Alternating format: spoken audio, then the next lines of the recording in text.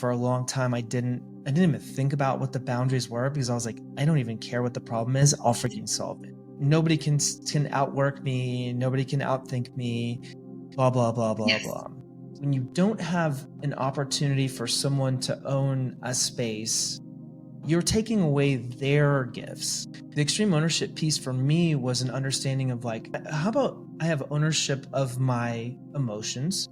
I have ownership of the way I operate. Do I get up on time? Do I drink my water? Do I eat my protein? Do I get to the gym? Like all the things that make me a better human. Taking extreme ownership for other people's decisions, it's complicated. Yeah. In business, when you have an employee who continues to not operate, extreme ownership is like, guess what?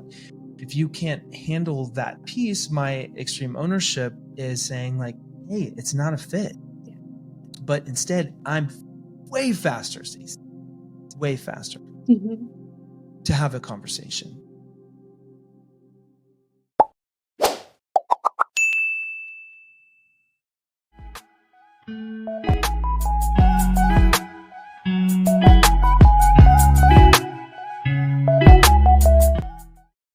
Well, today I get to talk with Nathan. We don't really know each other, but I think we're going to become fast friends because we have a lot of internal reflections that are similar. So we connected on Facebook, had 150 mutual friends, something like that. And we decided we wanted to have a conversation talking about how we scale businesses, how we scale our real estate portfolios, and how we don't sacrifice the most meaningful relationships in the process. So it's going to be lighthearted. Why wouldn't you make that the first conversation you ever have, Staci, via podcasts about something really deep and awesome like that? Of course. Exactly. So nice to meet you, Nathan. Tell me about your marriage. It's perfect.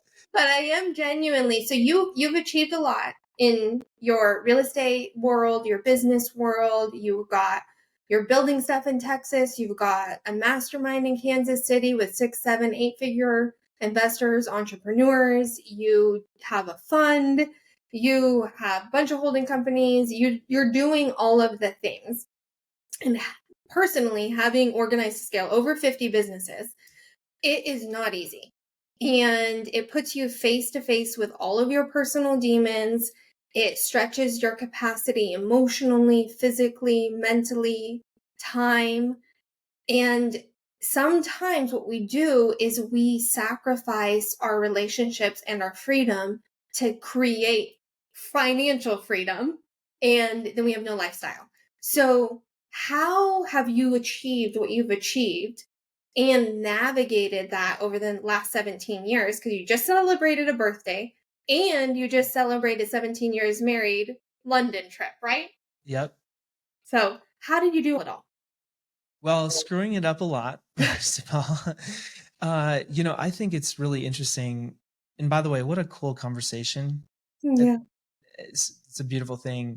So, I think that, and I made my living as a musician starting out. So my wife was a school teacher at the time. And so she made more money than I did. Right. Mhm. And so we went into this relationship, and I'm out touring and playing, and they put my songs on the radio and all kinds of cool stuff where, it's really fun, but it doesn't really pay very much. And so over the course of a number of years, you go from making literally, I don't know, 30, 40 grand a year, eking it out as a musician, to sometimes in real estate, you can make that or more in a day. Right. And so, I think it was a challenge in a number of sequences. One was like from the moment that you go from, hey, one person was the kind of breadwinner financially, and now all of a sudden the other person is. So that, like, where do I fit in? And then secondly, I think as you start to make money, we start to maybe put other things in place of the important scale. It's like, oh, well, I make more money, I can go travel or go speak. And so I know for me, initially, I started traveling a lot more, and I started building and growing in business, but it really segregated my time and focus away from my wife and my kids. Mhm.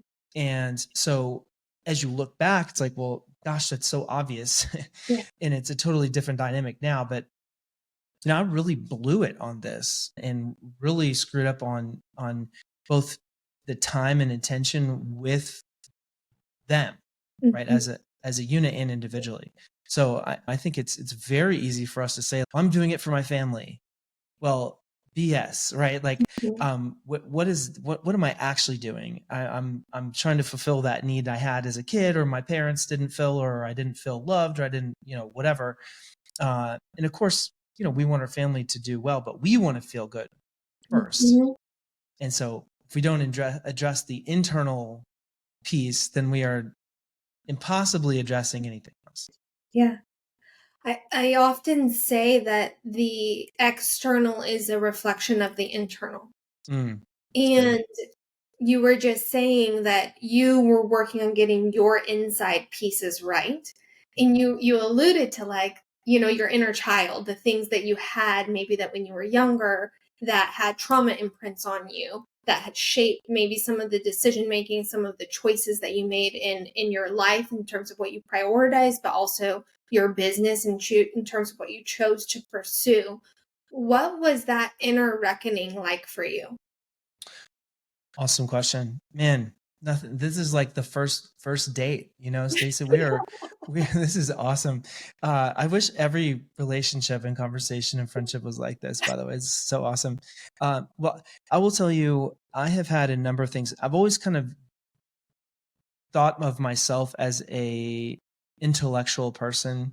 I love music. I love writing music. I love reading. I love listening, reading books all the time. I read all the time. But I call it the third party observer, right? We have to put that back over and look at ourselves. And I was bullied a lot as a kid. I didn't really feel like I fit in. I didn't, the body I grew into didn't match the mind and the emotional intelligence that I had. Mhm. So I'm, 6'3", over 200 pounds. So I'm not a small guy. Yeah. And so I've been on this adventure as a man now to say, like, okay, well, who am I exactly? Mhm. So learning to hunt and be outdoors, or learning to train, I've trained jujitsu. I got in a cage fight Mhm. at age 39, like a crazy man. Oh my god. Uh, yeah. Oh. I've gone through experiences in my life of like, what can I put myself in an emotional situation to learn about myself? Mm. And I did a lot of trauma work over the last few years, and it's something I'm really passionate about. And the recognition that for me, the story I was telling myself was that I had to do something to be loved by someone. And I think for a grown man to talk about, it's like, okay, well, how many people are talking about this on a podcast?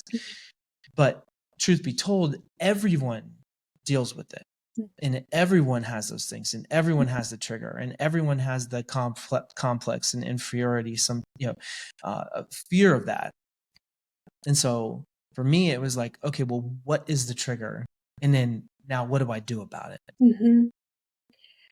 The thing that I am even just experiencing, this is the first time we've spoke ever. I mean, I've Yeah. seen you on social media, but what you're saying is 6'3", 200 pounds, but you're strong but soft. Yeah. Yeah.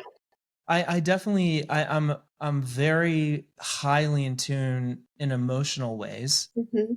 and, empath. And so I really struggled often in moments where I would, so that I've realized this line: your problem is not my problem. It doesn't mean that I can't empathize or sympathize in the situation. I Mhm. can't offer love and care, but I don't have to take on that thing.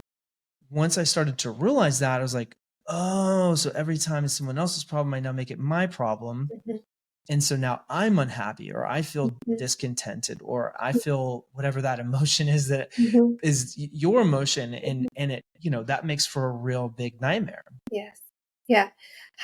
I consider myself an empath, and this is something that I've had to continually navigate and work through, and just even creating ritualistic practices for myself Mhm.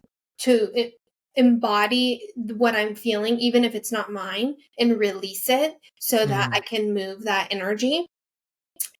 I personally, I just had this awareness recently in the last maybe 4 years about how entrepreneurship really is artistry. Like, we're creators. We're creating something out of nothing. Mm, And you have a background of art, and art is such a vulnerable thing. It is sharing all of your heart in a masterpiece that people are then criticizing and judging and evaluating and ranking. And it's really hard to have that emotional boundary between my passion and my art and then the judgment and critique of it. You're nodding, so I feel like you've been on this journey probably in two fashions, one as a musician and one as a business owner. Share that journey with me and how you really came to own the seat of the observer inside of yourself, to not over attach with either being the artist or being the person on display being critiqued. it's a good one. Mm. I think so. Growing up, fast forward 5th grade, 6th grade, 7th grade, 8th grade, literally I got chased around. These guys would chase me like in their Mm. cars in high Mm. school and trying to break your window and all these kind of just really horrific experiences. And growing up through that, I literally played music since I was in 5th grade. I remember walking into the orchestra room and there's the big giant stringed instrument, string bass in the corner. And I'm like, that's the one. And so I grew up working and playing. So playing piano, bass, and guitar, singing. And so it's not necessarily the most masculine thing anyway, right? Yeah. Some people are going to the weight room and I'm going to the orchestra room. So there was some internal dialogue with that. But at the 16-year-old Nathan all of a sudden discovered, well, hey, chicks kind of dig this. And so, all of a sudden there's a different set of, kind of attention that comes with the thing that you worked on all the time, all those years. And so I think over time I had more confidence as a musician, which then translated to me having more confidence as a person. Mhm. And then the other thing as a musician, depending on like sports teams and things people played on, but I've played in front of hundreds of thousands of people. I've done hundreds of weddings and hundreds of funerals and playing in studio, playing live, singing solo, like all these things where you don't get another shot. No. There's no second down, third down. It's like you play the song or you don't. And so that develops a level of, I call it comfort in the discomfort. Mhm. And so I think I started to have that third party observer as I kind of went into high school. I'm studying music. I'm studying philosophy. To this day, I regularly read Stoic philosophy. Pivot Years, another great book, and The Daily Stoic. And so all of a sudden, you kind of start meeting yourself in these moments. Like, am I going to be successful? Is this deal going to work? Am I going to get the gig? Whatever. That anybody can have it. Everybody has it. And so for me, it was, I start to pull myself, to come back to your question. I'm sorry, it's a long way around, but to come back to the recognition that no one has the power to have an emotional decision of my personal feeling. And once I recognize that, I use this with my kids and in coaching or my mastermind or whatever. And I'm like, we don't give our power away. And once I recognized that, and I could put a line between, guess what, Staci? I'm going to help the people who want to be helped and who feel connected to me, and everyone else, it's okay that they don't. And when I finally got to that place, and I finally got to a place to say, it's okay. And it doesn't matter. And by the way, training jujitsu really helps, because sometimes you're training with people who they can like manhandle you. And sometimes you get to also do that to other people. And guess what? You get to come back and say, it's still in my power. Yeah. Still control my emotions. Still control what's in my control. And I think it's been a beautiful thing in my life to have that physical experience where I get to go get that out and then be able to utilize that in my life internally too. Mm-hmm. Which is an integration process, right? Yes, Because 100%.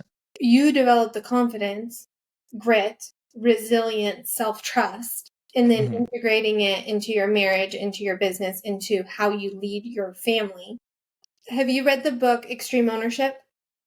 I am reading it for like the 5th time. Okay. I love the book. I read it multiple times as well. Dichotomy of Leadership as well.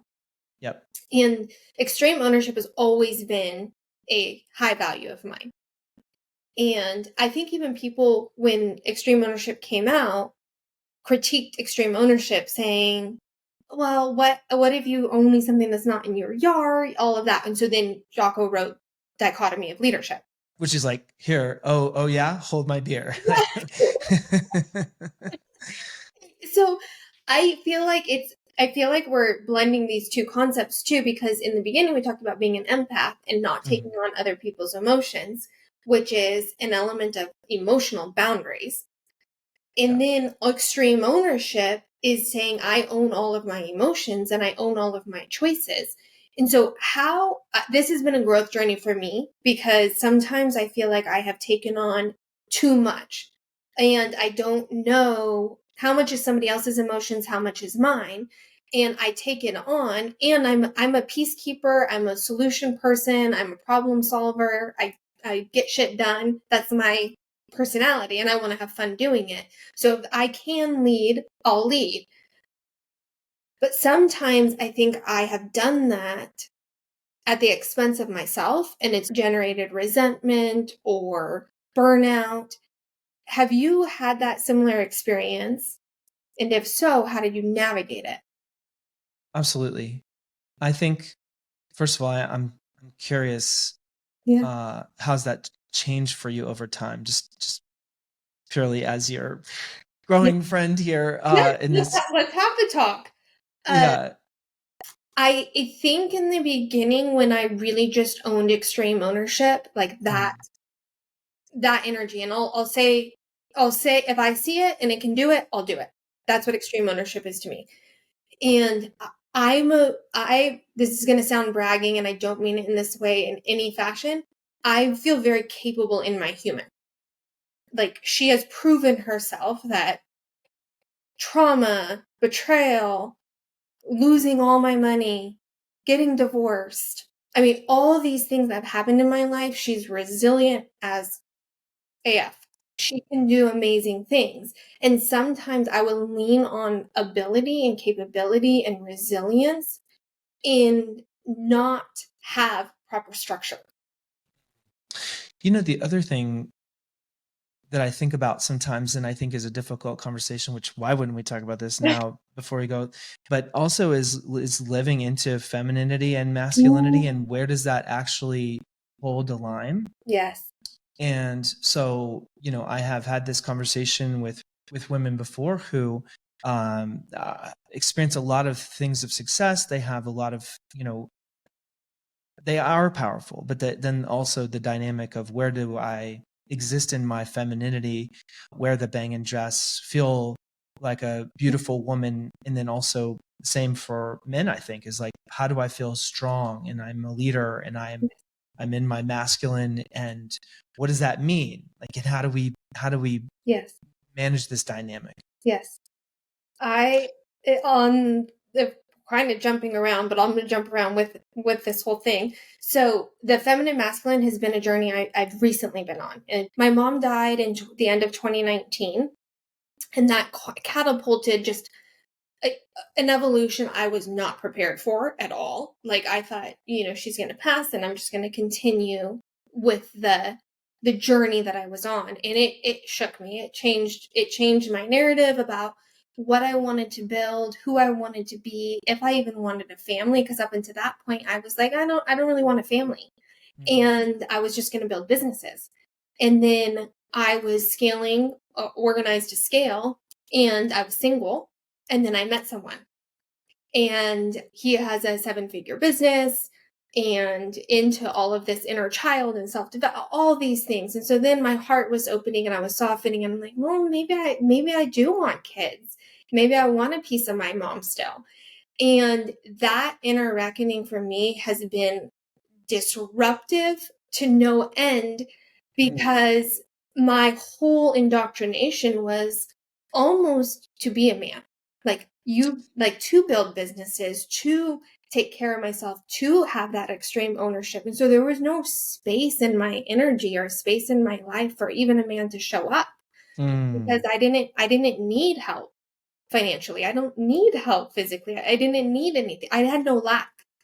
Um and then this transition has been a softening and opening up, a beautiful adventure, an inner adventure, which has allowed me to have extreme ownership, but with boundaries, and say to the man, like, this is your provide, you protect, I will Mhm. nurture, I will develop, and it being a shift. And we're in the middle of this transformation, and it's so unnerving for me, but at the same time, I feel like at the beginning I was white knuckling, like, no, no, no, we're not doing this, we're not doing this. And then it turned into like, okay, I'm like on the edge of my seat. This is going to be an adventure of a lifetime, and let's do it. And let's just see. If I freaking fail, I fail, and I'll learn, and we'll just get up and keep going.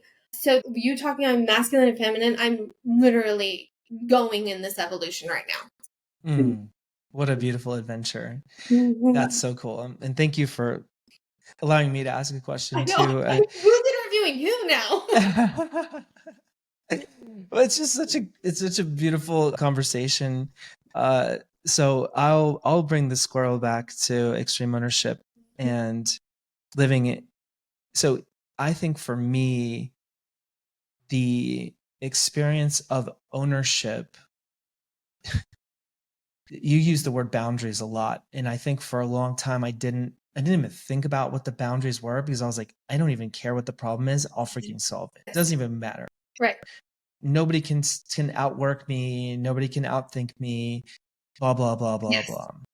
Well, guess what? That's real exhausting after a while. And there's a beautiful book written called Who Not How, and I love the book, which is funny enough because Dan Sullivan's name's bigger than Benjamin Hardy's, but Benjamin wrote it. And I try to take one thing away from a book. Just like, let's take one thing away. Mhm. And the thing that I took away was, when you don't have an opportunity for someone to own a space, you're taking away their gifts. And so the extreme ownership piece for me was an understanding of, like, I can be, how about I have ownership of my emotions, I have ownership of the way I operate. Do I get up on time? Do I drink my water? Do I eat my protein? Do I get to the gym? Like, all the things that make me a better human, Mhm. and I fully show up better as a husband and a dad and a Mhm. business owner and leader, and on and on and on, right? Mhm. Way more productive. So taking extreme ownership for other people's decisions, I think it's complicated. Yeah. And the dichotomy is a perfect word, $3 or $5 word. We have it, but so for instance, in business, when you have an employee who continues to not operate, extreme ownership is, like, well, make sure, if they don't do it, then you do it. Well, it's like, guess what? If you can't handle that piece, my extreme ownership is saying, like, hey, it's not a fit. Yeah. But instead, I'm way faster, Stacey, way faster Mhm. to have a conversation. Because before, that empath and that, like, oh, I don't want to rock the boat. And how many entrepreneurs every single day we both talk to, and they're like, I'm a nice guy. I don't want to. Being a nice guy means you are not holding your own power. Mhm. And I have had those internal dialogue conversations a lot with myself about having extreme ownership. And I think that at the end of the day, you also have to ask yourself, like, extreme ownership of what? Yes. And Jocko talks about this all the time. Are you going to utilize your leadership capital within your, business or within your family or whatever that is on this little tiny thing that doesn't really move the needle? Or are you going to use it on something that actually matters? Yeah. So, taking that thought a step further, what is your North Star? Well, my North Star is, well, I have two things that I think about all the time. It's in my family, and then in my business. Mhm. And I want to create the family experience and environment that my kids actually feel loved and they have the space to be themselves. And so I'll give you an example. My buddy Joel was at my house a few weeks ago, and he's explaining my kids up to another group of guys. I had the great fortune to go to the Masters this weekend. It was epic, absolutely epic. And he's like, I got to their house, and all of a sudden I'm in this deep adult conversation with a 10-year-old, and our kids are homeschooled, and they are incredibly intelligent, but it's that emotional intelligence and intellectual intelligence. And so I think my best possible thing is that my kids have self-confidence and self-love. And everything else beyond that, I think, takes care of itself. And if they're into something, I'm into it.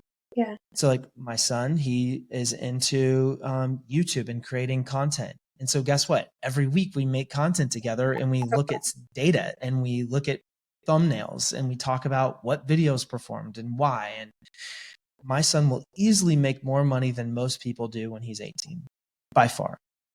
And so I think that, North Star and family is that. Yeah. And love my wife. And I date my kids, and I date my wife every week.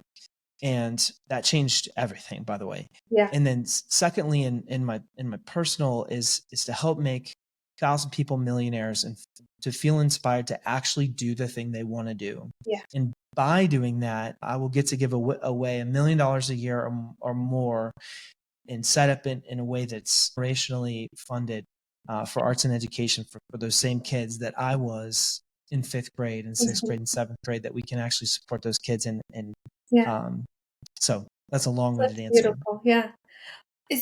Have you read Dan Sullivan's book, Buy Back Your Time? Yep. So he talks about outcomes. And so you have your 2 outcomes, that you're like an environment where your kids feel loved and safe and confident, and then 1,000 millionaires. Yep. What do you think is your most critical role in those 2 North Star functions? Well, I think the critical role within my family unit was taking ownership as the dad and as the husband. And if I wasn't performing as myself the best, how can I expect them to be all in on themselves and growing in themselves? And so the more that I was actually engaged to them, like for instance, if you're sitting there talking to your kids and you're on your cell phone, what story are you telling them? Yeah, if you're not taking your wife on dates, and whatever those things are, that no matter what you say, you're not showing that. Yes. Yeah. And so I think for me was, I said this before, but whatever, my kids were into Pokemon, I was into Pokemon. My kids were into whatever, making YouTube videos, I'm into it. And my daughter's just into hanging out, cuddling, and eating sushi. I'm like, done. I'm in. My kind of girl. Yeah, I'm in. So here's the secret. Where the friction is where you go. Yes. Reminds me of the saying that I have, which is, what am I avoiding? I ask myself all the time, what am I avoiding? So good. And then what? And then what is the thing? And then, it's so funny. So I'm taking notes as we're sitting here, and I have my paper, and at top it has the date and gratitude and focus. And every single day I have 3 things of gratitude, 3 things of focus, and then what am I working on? And I had this conversation literally just the other day with someone, and they were like in panic mode. And by the way, I'm not perfect. I have panic mode. Me too. All the time. I have panic mode. So guess what? And what I said was, I was like, all right, so you're in panic mode. You give yourself 5 minutes. And then I have something that I use in my life for state change. Right? Tony Robbins talks about it too. Unlimited Power is a great book. If you haven't read that book, there's so many things, right? Go for a walk. He talks about with his wife. You can have sex. You can listen to a podcast, put some music on, go to the gym, whatever. There's 1,000 things. Pick one. And so I'm like, you cannot make great decisions in this state. It's not possible. So And then it's like, all right, well, on my page, instead of having like grocery list, you're like, no. What is burning? Yeah. What is the full-on Titanic ship that is on fire in your life? Write it down. What is the thing that solves it? Mhm. Oh, it's 5 things? Write all 5. Mhm. What's 80% of those 5? Mhm. Right at the top. Yeah. And it's amazing to me, as soon as I actually, what are you going to do about it? I think people will suffer in it. Yes. Like, I don't know. Yeah. Yeah. What am I going to do? Well, guess what? Write it down. Yes. I'm curious because my entire life, all of my friend groups, all of the business groups I've been in, I'm like the person that when there's a problem, you want me in your boat. Because I'm 100%. like, we could do this, we could do this, we could do this. Like, I'm like, I don't experience deer in the headlights. I am like, we've got 12 options, guys. Which one Yeah. are we going to do? Let's go. So good. But there are people who have that first reaction. And it's like, I have no options.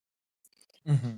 And you coach people. So I'm curious, like when you coach people who have that state or that frame of mind that is blocking their growth, blocking their progress, how do you untrap that? Love it. Well, I used to just try to solve the problem. Yeah. And when I'm at my best, which I like to use that line, when I'm at my best, I don't do that. Yes. And instead, I'll say, okay, cool. Well, it sounds like you got a big fat problem. Tell me about it. Mm-hmm. Okay. When did that start? What was the thing that led up to it? Mm-hmm. What have you done about it so far? In a perfect world, what does it look like if it's fixed? Right. Chris Voss hooked us up in Never Split the Difference. Oh, that's amazing. Yes. What and how questions changed my life. Mm-hmm. And we could make a whole podcast just on books. Yes. I know. Sometimes I think I should. My library is ginormous. And I'm like, maybe I should post on social, like, anyone want to have a book conversation with me? I want to talk about this book. Well, we could just do a separate podcast and we'll both release it. And once a month, we just get together, we pick one book, and then we just talk about it. I'm totally down. Let's do it. We could even do it live. Okay, cool. Let's live stream it. Yeah, it would be like a book club. Yeah. Except like the coolest conversations. And then we can talk about all those other things intertwined. Wait, so are you setting up like a second date now? Yeah. First one, all in. Second one, book club. This is how these things go. It's funny. I've forever wanted to have a podcast like that because I'm a book lover and I have a huge collection too. And by the way, books are not that great when they sit on your bookshelf. They're much better when you read them and apply them. Yeah, that's fair. So we just created a podcast. Great. But what and how questions? Like yes. Mm-hmm. What and how questions, and I think back to, if people are listening, like, okay, Nathan, how many squirrels are you going to go on, buddy? So we're thinking about, how do you actually help somebody? And I have had a hard time with this, is to be present and to be emotionally available. And it's like, dude, that sucks. Like, that's a rough go, This is so interesting. Hold on, I gotta pause here. This is so interesting because you're an empath, high EQ, right? But when crisis hits, you're like solid, like solution solve. I have no empathy for the fact that you're bleeding out right now because we got things to solve. Like, that's your energy. That's like that masculine energy that comes. No, I would say it's more like, man, that's like, I really feel for you in this situation. You do. Okay, so you do have that level of empathy. Oh yeah. Okay. I just recognize that I used to like really suffer with them. Oh, okay. Yeah. And instead it's like, but then I'm not very useful. Mm-hmm. And I'm now in the same state that they are. Mm-hmm. And so I have a good friend going through a really terrible relationship situation right now, and over and over and over. And I literally check on this person every single day, and it's one of those things where, again, I am not taking on that responsibility, Mm-hmm. right? But I am committed to be emotionally available in that situation. Mm-hmm. If that makes sense. My dad was a chaplain, Mm-hmm. and interestingly, he is a very introverted person, and it's interesting as an adult in these relationships that you have, with your parent, but as a person in a profession, he was responsible every single day to have these conversations Mm-hmm. for a job, Mm-hmm. and sometimes it's like your kids dying, Yeah. and sometimes whatever variation of this terrible thing.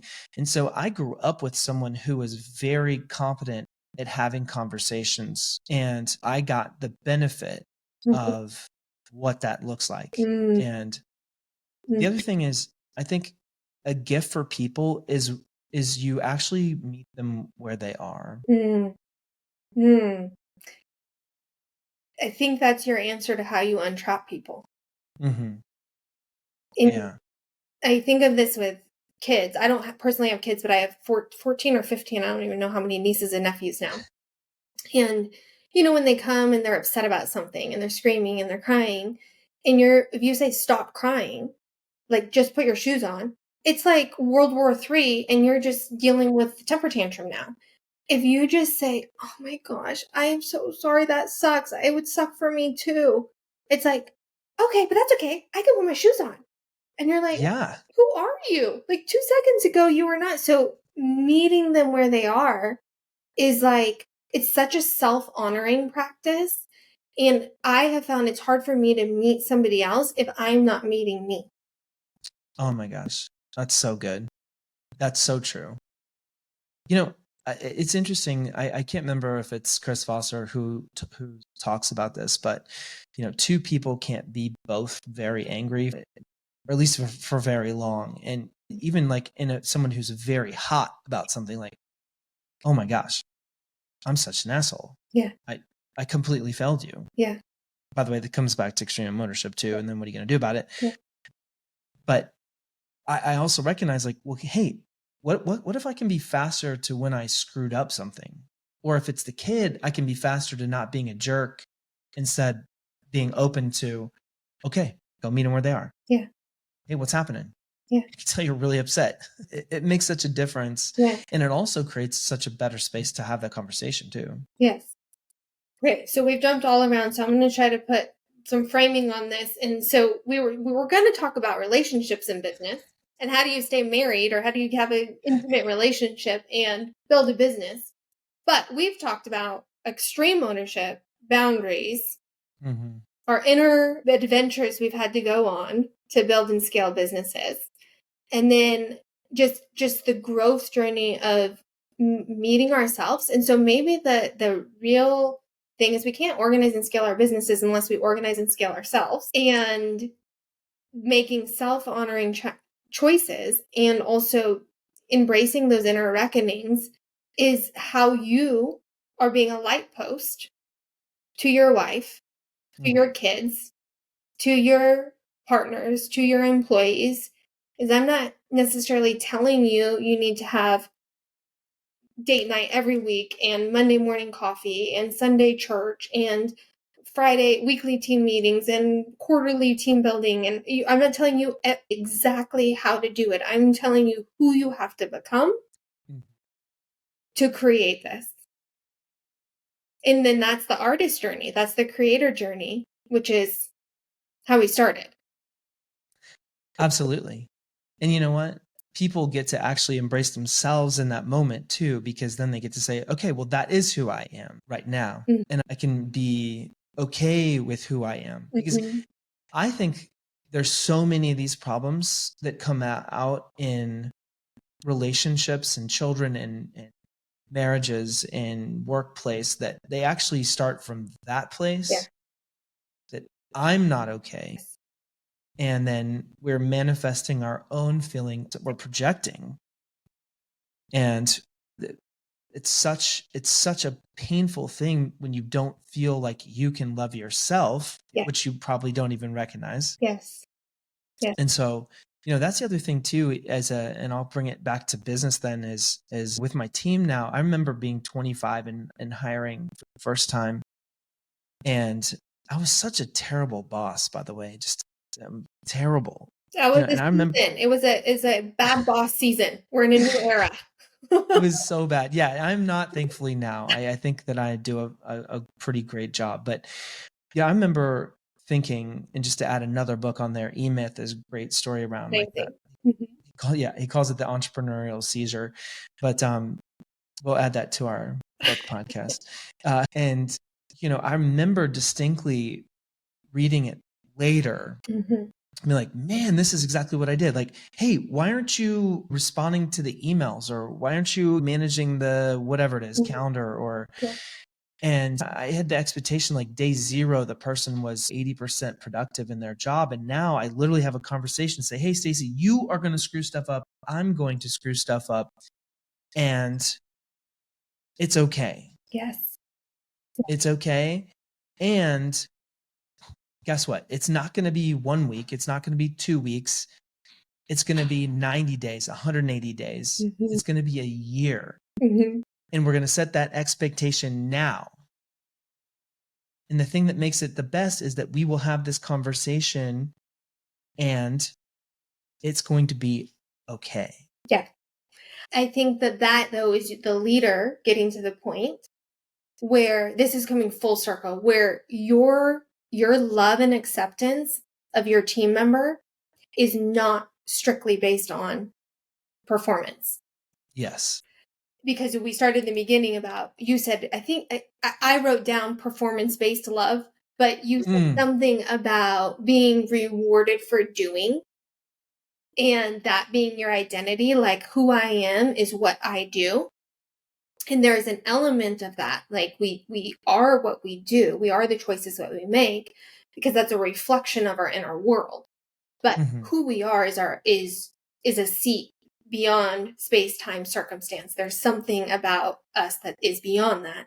And so, having a team member that you can say, I see you as a human being, and I'm Yes. committed to you as a human to develop you, to help you grow, to help you to aspire, to do whatever you were put on this planet to do. And if you're in my company for 1 year or 5 years or 10 years, I'm in this with you for this season. And we're going to have above the table conversations. We call these, the conversation you're mentioning, pink elephant conversations. But we're going to have the pink elephant. The pink elephant's in the room. You're probably going to send an email. You're probably going to post something on social media. You're probably going to make a typo. You're probably going to schedule something wrong. It's all going to happen, and it's all going to be fine. And we're going to improve the process in the system when those things happen. But you're still extremely valuable because you just got the paid full price for such a hard lesson. And now you contributed to our processes and systems being better. Like, Exactly. that mistake is valuable. Yes. And you know what? The thing I wrote down with what you're talking about was the recognition of what core values are Mm-hmm. and the difference of what that is. And once I finally discovered, like, for instance, drive is a core value for me. And so when I recognized early on in hiring, we would get all these other things right of people, leadership, integrity, generosity, drive, and personal development. And the drive piece, if it was missing, would drive me crazy. And so that was the other thing, that you can have a person who has all those other characteristics, Mm-hmm. but it also, as a leader on a team, these core values are really important. Yeah. And they attract and repel people, and they create that space of us to be able to hold each other accountable for what we're doing. Mm-hmm. And so once I finally could speak to that too, it's like one thing, like, I can't believe you didn't do that. And the other is, hey, our core value is this. Yeah. And, when we talked about it, this is what it means. Yes. And so it feels out of integrity when you're not doing it. Yeah. And then also with having core values, it makes it black and white. It's not Yes. subjective. Yes. Yeah. Yeah. It's so much. And you know what? The other beautiful thing about the core value conversation is it doesn't feel aggressive, at least to me, because instead it's like, hey, we're in this together. Mhm. We made this agreement. Mhm. This is a core value, Mhm. and it doesn't feel like you're holding it. Mhm. So let's talk about that. Mhm. Mhm.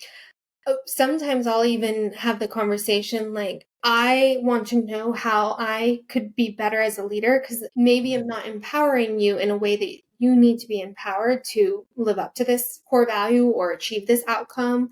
And I need to know that.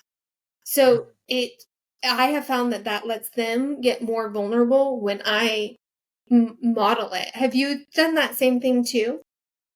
Yes, and we actually did a leadership training with a company and talking about giving feedback. And one of the interesting things was, I've been down this journey for quite a few years now, and uh, it was even asking permission Mm, to give feedback. mm. And so instead of being like, "Hey, Stacy, you're really sucking on this core value," uh, which really I'm sure that would be really taken very well. Oh, thanks for telling me. Thanks for Got anything back else? today. Happy Yeah, Monday. you want to kick my dog too? And instead it's like, oh, hey, Cece, I got something that might be uncomfortable to talk about, but you're really important to me. And so I'd love to give you some feedback. Is this an okay time to do that? Mhm, mhm. And when I'm at my best, I'm very effective at that, and it also feels better, much better, because you're approaching it with love and care instead of the alternative. Right. So that really made a difference. Like, hey, how many times do we give that unsolicited feedback? Yes. It- don't ask for holding that space together. Don't ask for permission. How is that going to land? What is the purpose? And so that made a huge difference. Yeah. Oh, you're just reminding me of the growth journey. So I graduated high school at 16 and have been building businesses since then. So the 22, 3 years almost. And Amazing. gosh, I sucked so bad in the beginning. And then even now when I'm not at my best, I suck. Like it takes work. It's not like, oh, I became a leader, oh, I built a business, I never have to brush my teeth again or make my bed. Like business and leadership is all of those little daily practices every single day. Yes. You know what? So are you cool if we talk about that for a second? Yeah, let's do it. Awesome. So I think a lot of times people are like, well, I don't have time for that. Mm, Or I didn't see that that was a friction point. mm, And so the other thing that I have realized is, if I don't create space, so I was a singer, right? And I still sing. And singing takes breath. Guess what else takes breath? talking. Living, You said talking. living, I say talking. Yeah, but both. And so when we're in this constant state of offensively trying to get as many words in as possible, like that wins the conversation, Mm, you miss on the opportunity to actually hear what's happening. mhm, And one of the things I coach on this all the time, and I just had this like epiphany moment, which has to do around the breath, which is, we talk about bringing on people to our teams, and it's a big thing to say I have a team and mhm, blah blah blah. Well, guess what? You can't have people on your team take any sort of leadership, and this goes for your kids' space or goes for relationally with your spouse. They can't have space if you don't create it. mhm, And so the other component for me was, early on, I felt so powerful having control of so many knobs. And now I realized I like the Tesla dashboard, and to offer that space to my team back. mhm, mm. Oh my gosh, we could go on a whole nother tangent. We might have to save this for another time because you're also tapping on, like, when you hit that seven-figure point and you derive a lot of your significance from your direct checkbox contribution in the company. And then when you have to elevate to like CEO dashboard, your significance, like your self significance tanks. You feel like I have no value. I'm not contributing anything. I'm not doing anything because you were attaching our activity and our time to value and contribution, and they're not. It's not a apples to apples exchange. Yes, they're not mutually exclusive. Right. And you know, it's interesting if we're going to go down that tangent for a second. Let's do it. If everyone listening is enjoying this conversation and would like us to have another, comment, share, let us know. And then also, if you're interested in this book study idea, let us know, because we're not going to start it if it's not a thing. That's right. Absolutely. I think, you know, all of these things come back to what we talked about earlier, which is the loving yourself and also having space for who you are, what you want to do, what is your higher purpose, that North Star. Mm-hmm. And I cannot possibly do all those things by myself. It's just not possible. No. And it's not as fun either, by the way. So much more fun with people. Yeah, it's so much more fun. And I mean, this conversation comes out of a direct message from Facebook. You know what I mean? And what a beautiful conversation. Yeah. And how is that possible to create that without us creating the space? Mm-hmm. And even on this podcast, right? Giving each other that love and appreciation and space and energy and openness. And it's the same in every relationship, same in every opportunity.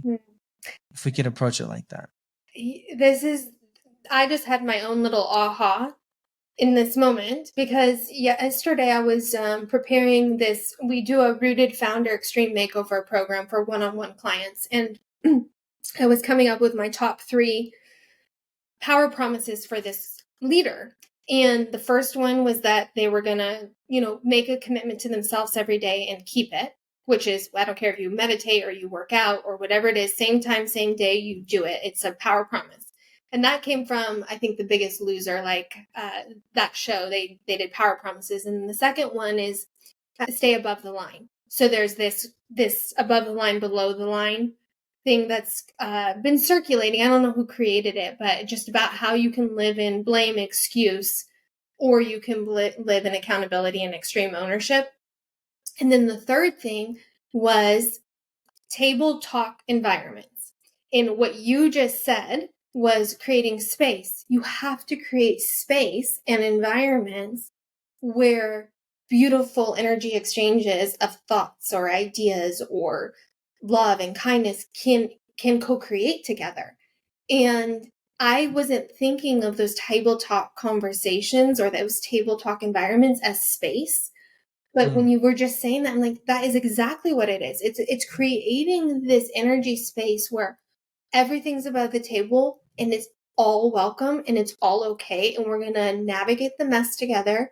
We're going to rebuild value, rebuild honor, and then we're going to move out of this conversation with an action plan so we can make progress and build confidence and trust with each other through doing.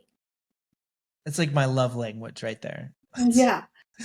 I mean, me shifting from the kind of this alpha hard charging GSD masculine frame to more of this like feminine frame. Mm-hmm. I think of it in my masculine brain thinks of it in structures, but your framing now is helping me. Maybe I don't know if that's the feminine you coming out or what we're learning at, but it's mirroring for me the energy spaces. That makes sense. It makes sense as you think about it too, because truly, I think the best outcomes require both. Mm-hmm. They do. Like the holding of the space, but then also the what are we going to do about it? Yes. Because otherwise you don't feel heard and loved in this situation. But then also you can't kumbaya without saying, okay, cool. It feels really good to get it out. Yeah. Yep. But now we have to do something about it. Yeah. Because I love you too much to let you suffer and sit in it. Yes, 100%. I have a line that I say is, you can't unsee what you've seen. Mm-hmm. And so I firmly believe that a lot of times people, they see that you can't unsee what you see, but they don't decide that their value is enough to do something about it. This is that integration. The dreamer and the doer Yes. have to integrate. Have to integrate. Yes. Okay. And again, which require. We're going to have to do round 2. Let's do it. But I'm going to do some rapid fire with you. Let's go. What is your definition of success? Ooh. This has changed for me over time, and I've had really long, beautiful written, and I'm a guy who likes to write. I spend a lot of time writing. My current definition of success, I think about this all the time. Today's gratitude. This is literally April 16th. Gratitude 1, 2, 3. Crazy. We are closing on a new house next week. 2. Incredible how awesome my family is. Number 3. Thankful to have such a great team. I mean, that's what I wrote today. Can I mirror something for you? Please. So 1 is a reflection of you being a good steward. 2 is a reflection of you being a light post for your family. And 3 is a reflection of you creating space. So thank you. I honor you because that's beautiful. Thank you. I feel that. It's interesting because on the other side, the library is on this side, and there's a giant 4x8 whiteboard, and you can probably hear like getting a little emotional about it too. But my kids always write me notes, so I can literally see like, "I love you so much, Dad. I love you so much." A heart, heart, heart, heart, and then my 13-year-old son's drawn some body parts as well. So we have both. So it's like success is every day. Can you wake up and feel excited and feel loved and be loved and do something you're passionate about? And so that's a long. It's supposed to be rapid fire. I love it. It reflects mine too, which is inner congruence. That's my definition of success, is inner congruence, because and I think that's what you just even modeled, because when you have your eyes closed world on lock, your eyes open world is just magical. That's a good line. It's so true. Is that one you used before? Yeah. Eyes closed to eyes open. I've been on this really incredible inner journey. And I've been saying I've done a lot in my life, built a lot of businesses, traveled a ton, had incredible adventures. And I think some of my most cherished adventures are my psychological ones that I just hold sacred. Like so personal. Sometimes people don't even go on them with me. They're just me and the divine, and it's a beautiful adventure. Love it. Next question. 2, these are easy ones. So we don't have to go deep anymore. Our next podcast will be deep. What projects are you most excited about? Oh man, I like the deep ones too, by the way. So it's just been so great. Yes. It's so great. So projects I'm working on, I have a few things. It's funny, I have multiple 7-figures businesses. I've made dang 5,000, all these things that this is not like, oh gosh, I wanted to get that one in there. Because I've blown it so many times too. And so, we have our development company is just crushing it. And it's so fun to have conversations about like, I think we're actually making more money than we thought. I think we're going faster than we thought. I think we're going to need more lots to build on. So that's running at the same time as my masterminds. It's the first local one that I know of. So our mastermind is 6, 7, 8-figure business owners, investors, entrepreneurs, and I've been in multiple masterminds that are national. And so you go at like band camp and hang out with people, but you only get a week or whatever. And then you go home. And so I was like, enough is enough. I want my buddies here. Yeah. And I want to help people here, where instead you have to jump on a Zoom call. Here you can literally go meet for a coffee, have lunch, grab a beer, whatever the thing is. Yes. And so in 4 months, we've gone from 0 to almost 40 people. And it's just been so fun. Yeah. Like helping people do all this stuff we're talking about. And so those are the projects that I'm Yeah. I'm really excited about. I love this. The social aspect is so important, and sometimes we get the maverick entrepreneurs, and as we just put our nose down and we grind and we completely neglect community. Yes, I'm community. But funny enough, if you use PI, predictive index, so you're a maverick. No, I'm not. Okay. I don't know what I am on predictive index. I think actually on PI I think I'm a strategist. On culture Okay. index I'm an architect. Okay, so I'm actually a maverick on PI. Oh, So are it's you? funny that Okay. you Yeah. use the word. Mhm. That's another podcast. Yeah. But but it's so fun Mhm. to have, like, people, even the introverts still want community. Mhm. They just need a little more space. Yeah. But Um, it's a gift. I think humans need a little bit of more introverted extroverts. Well, last question. Where can people find you? I made it real easy. So Nathan Brooks REI. It's on every platform's the same. So Twitter, Facebook, Instagram, LinkedIn, the website.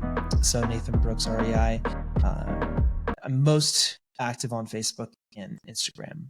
Okay, awesome. Well, I loved this conversation. I think it's officially the longest conversation I've had on this show now.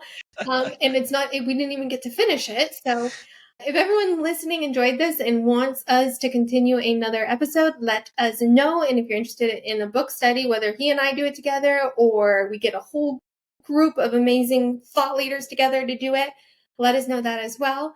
And I believe we can build businesses and beautiful lives at the same time, as long as we integrate our dreamer and our doer within ourselves and encourage the people around us to do the same, so we can stay rooted and get shit done. So I hope you all go out there and make amazing things happen, because the world needs more creative artists building things that are beautiful. Cheers, y'all.